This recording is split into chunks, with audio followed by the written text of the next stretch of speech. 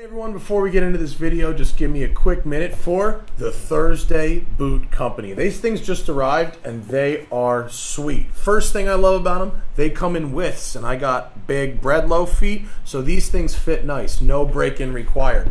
But think about the name Thursday, right? It's the end of the week, it's the beginning of the weekend. Anything could happen on a Thursday. You got to be ready for it, right? You might leave for the office in the morning and then find yourself at a happy hour and then at a date. And oh my God, we're going on a surprise trip and I haven't even packed. That's why you need a versatile shoe. You need something that's durable, it'll hold up to the stresses of your commute to work or doing whatever it is you do for a living, but it's also got to look stylish on the weekend. It's also got to look good as it ages and breaks in. Thursday boots are made using only the best tanned leathers in the most ethical conditions. They're designed in the US and they are manufactured in both the US and in Mexico, depending on which boot you buy.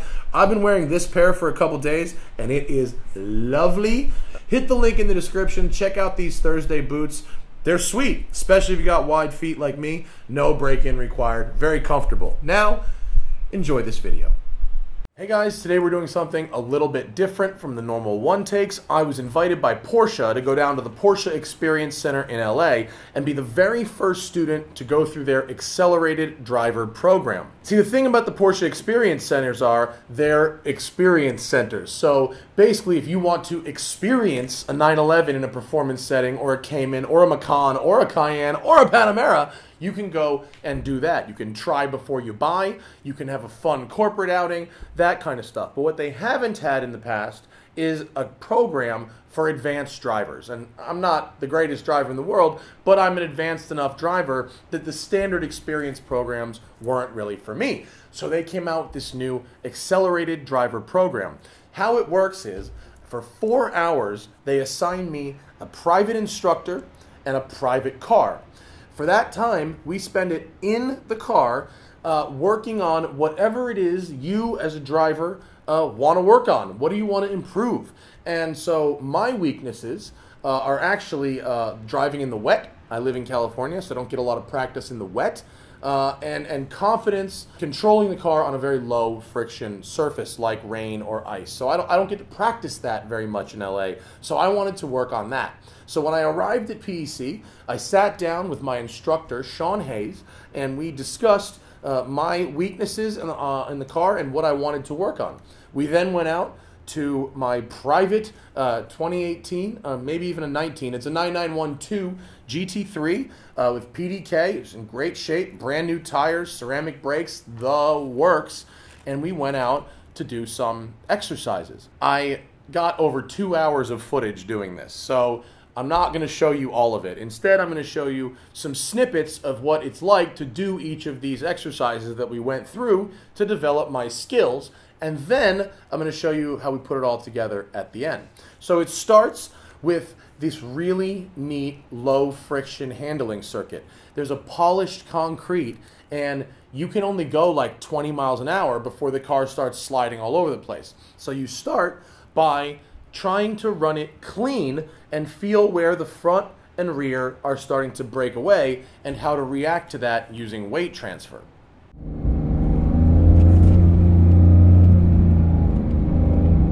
Come on! Oh no! Stay out of the mulch! It's a little pushy at low speeds. I feel like maybe I'm just... Oh, that was it. Okay, I feel the key to get that back to come out is to actually get off that pedal faster. Well, exactly. The faster you come off the pedal, the more weight you're going to transfer, right? the more it's going to come. Yes. The other thing that's really important is not overusing the front tires as you're trying to get the rear end to come around. Not meaning patience with the steering? Just a little less steering angle. If we're already in a push and an understeer state, the rear is not going to want to rotate, even with that lift, potentially. So try to be a little easier on the front tires, and then see if it's more willing to come around. Okay, less steering. A little less steering angle, that'll help.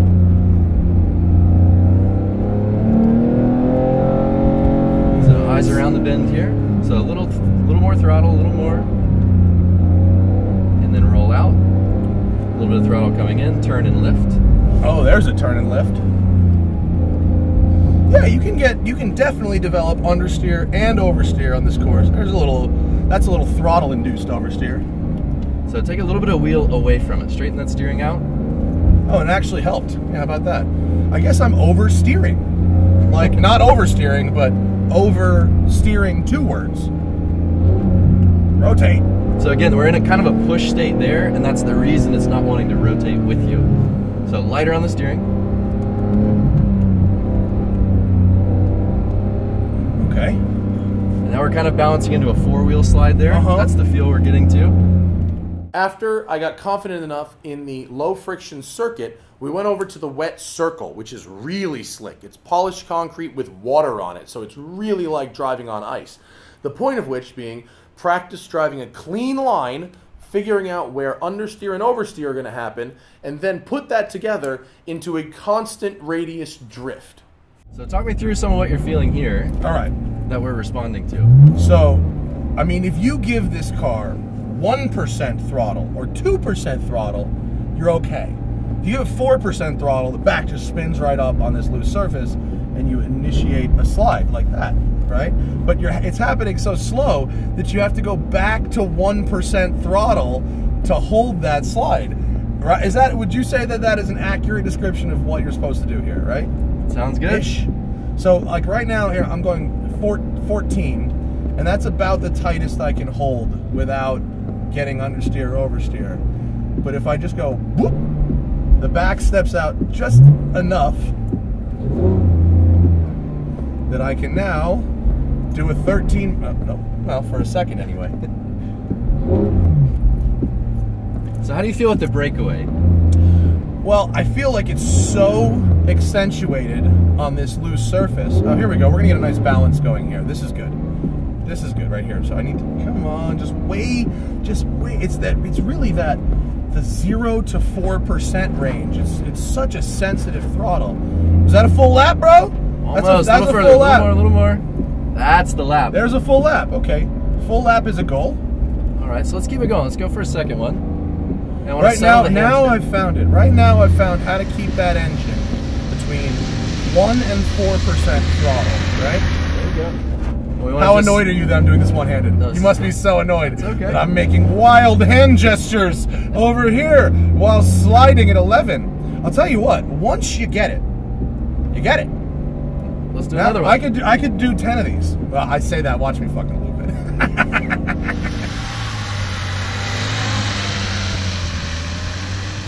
Once I figured out how to hold the GT3 in a 12-mile-an-hour slide, it was time to go over to the handling circuit. Now, it's important this isn't a racetrack because there's no racing and we're not timing, but it is a 1.35-mile circuit with a bunch of really neat corners and sections. Here's how my first run looked.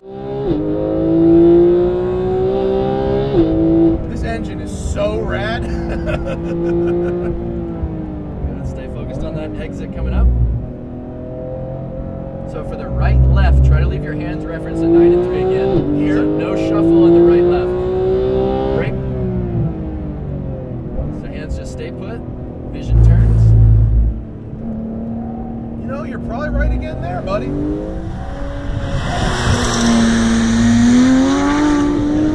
You are. You're probably right. I can admit when I'm doing things not correctly, and you had it better than I did there. Although the last corner of the track, I'm going to maintain my position that a shuffle is warranted. Yeah, you're kind of crossing that threshold. It's more steering angle. Yeah, my forearms would have touched each other.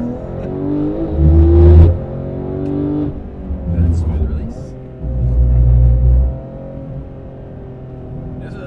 I'm having fun. This is fun. How's the car working for you? The car is so nice. I mean, these cars are they're like telepathic, you know? They just, like, you can go brain to foot to engine to tire. Just like that. Alright, spot that exit. So give me 5% throttle, and then ramp it up linearly. Go, go, go, go, go. That's been flat, my friend. Light brake, release. I did not need to go to 4th there. Smooth release. How's that? Good. I want to change the line a little bit later, but okay. Good for now.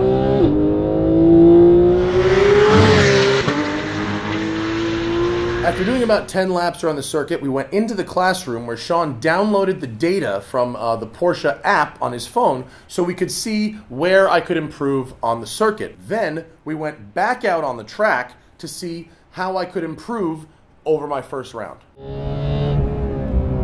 I got a little misty. Good. Focus on the pedal input. I'm trying to keep my inputs really, really smooth. This brake zone started higher brake pressure, harder. Good. Yep. Okay, I got it. I went soft, hard, off there. Oh, the first ones. So a little wider, easy on the entry. Now drive it through. There you go. 1 more mile an hour through this. That's right here. Just start rolling off the brake. Yeah, you could really use the front tires to slow it at the end of the corner there. And brake.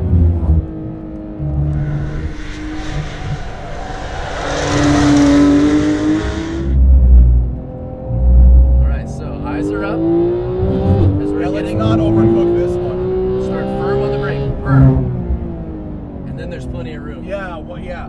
If you get on the brake hard enough in the beginning, it gives you a lot more room to work at the end. That's the lesson of that corner. Oh, God. Same thing there. Same thing there. All right, we know what we're looking for. No, it's weird. With these ceramic brakes, sometimes it feels like you're not using all of it, but you actually are. Does that make sense to you? Like, I feel like maybe I can't squeeze it harder, or the brakes aren't doing all they can, but they really are. But they're already 10/10, and the pressure doesn't make a difference. Yeah. In the cell. Hard. There we go. They're giving us a really good fight in that section. Yeah, I did. Even steady state throttle on, little push there, which is okay, right? You can use that push. That was a good use of the road. Easy here, we're dancing. Early again. You gotta remind me of that one, Shawn. I'm not gonna learn it on my own, it seems. I have to be taught where to turn in for that corner. All right, patient. Now let's do it. Linear throttle, get wide right. Now you're set up. Ease off the brake. It's interesting how the front really follows the rear in that motion over the hill. All right, let's get back ahead here. Firm when you touch it, firm. Then you got all this time to bleed. All the room to get off it. Yep. That is the correct move, sir. Same thing here, a little deeper, firm. Now you got all this room to bleed. Correct. Yep.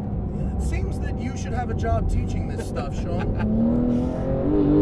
All right. That felt nice. That's how you get out of that corner right there. That was a great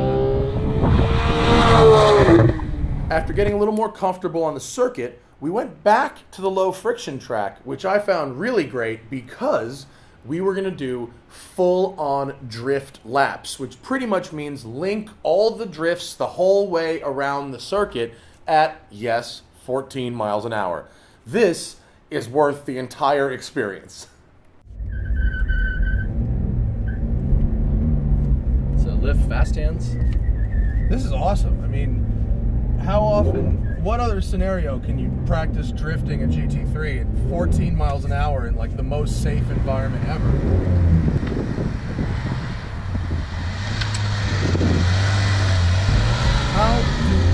Does everything we're doing here translate immediately to the higher speed driving? Or is it like, this is fun and it's helpful, but it kind of goes out the window once you get to the really fast stuff?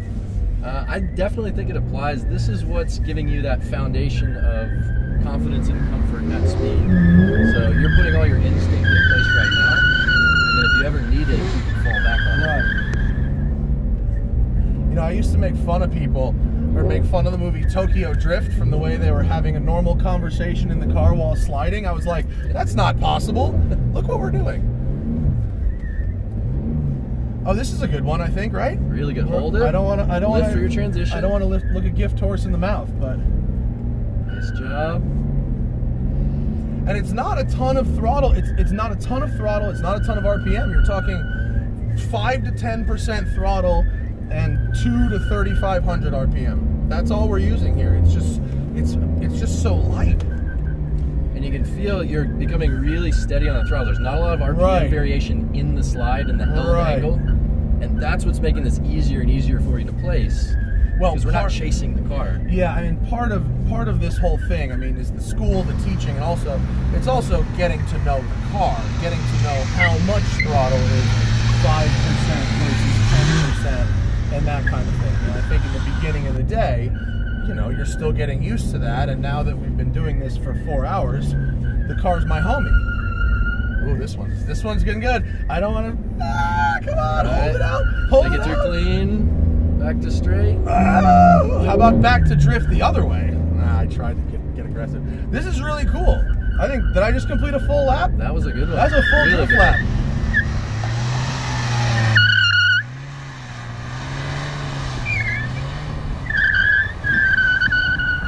Lastly, we decided to do a full-on 10-lap run where I took all the skills I'd practiced all morning and put it back together to ideally nail the perfect GT3 lap. Light brake release. Smooth release. Start to build linear throttle input. A little deeper, but still firm. Firm. Start to bleed. Oh, there it was. Let it go wide. Let it go wide.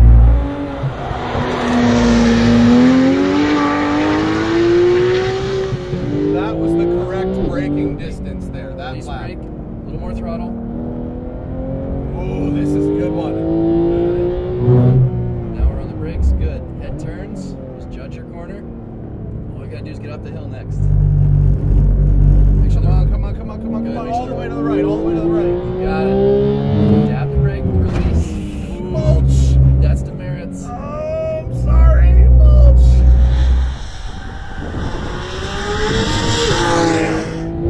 I thought I had that one nailed, man. Eyes up. Eyes up. Eyes up. On the brakes.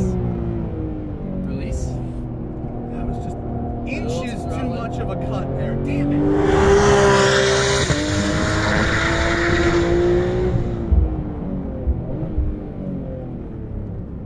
Too tight. Too tight. It's okay. Just get the exit right. Build that throttle in. New lap. Light brake. Smooth release. On the brakes again. Good. Find the exit. Get yourself there. Start to build it up.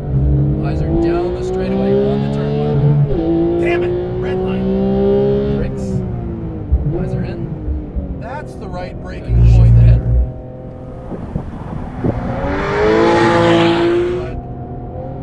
That'll work. Soft, soft, soft.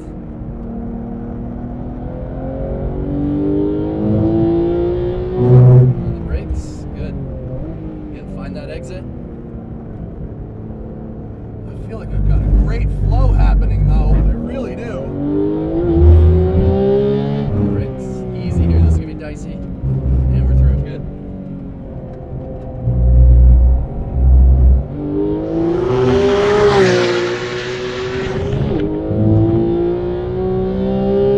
Firm.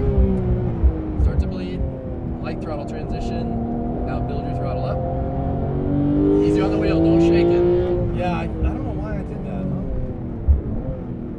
That's not the weight transition we're looking No, for. it's not. All right, I'm smooth almost up. there. I'm close. All right, deep breath. Just a light brake in the zone. Brake. Release. Back on the brakes. Good. Find that exit. Easy transition to throttle. Smooth throttle input all the way through. Third brakes. Eyes are in. Now manage the weight. We got to get the weight from one side of the car to the other. Now let it go wide. Release. Light throttle. Now a little more. Build it up all the way through. Good. On the brakes. Smooth right. Yeah, I got a little wishy-washy there in the entry, didn't I? Just a bit. We got It's a lot okay. of pedal pressure. That's okay. All right, Good. build it up. Watch out for the debris. Light brake. Eyes are up. That was buttery. Make sure the pedal goes down smooth here. Smooth. And we're through.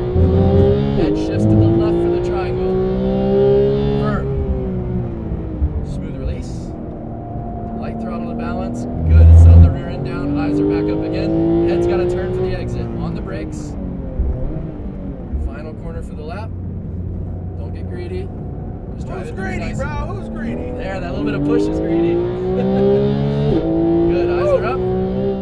This was like a really amazing morning. Thank you so much to Porsche for letting me do it. The program starts at $2,100 to do exactly what I did. That's 4 hours with a private GT3 and a private instructor. You can get it a little bit cheaper if you want to go with the 911 GTS instead of the GT3, or for a little more money, you can go with the GT3 RS. It's if you're an advanced driver, it's really a fun experience because not only do you get to experience the GT cars, experience them on a circuit with a very experienced and qualified instructor, but also it's fun. You learn and it's fun. It's not, you know, driving schools are awesome. So thank you to Porsche for letting me do this. If you want to go check it out, I'll put a link in the description for it. Shawn was a great instructor. Highly recommend him. I have a lot of other friends who work down there as well. But killer program if you're a more advanced driver and you don't think the Porsche Experience Center in LA or Atlanta has something for you. It turns out they do now. See you guys later.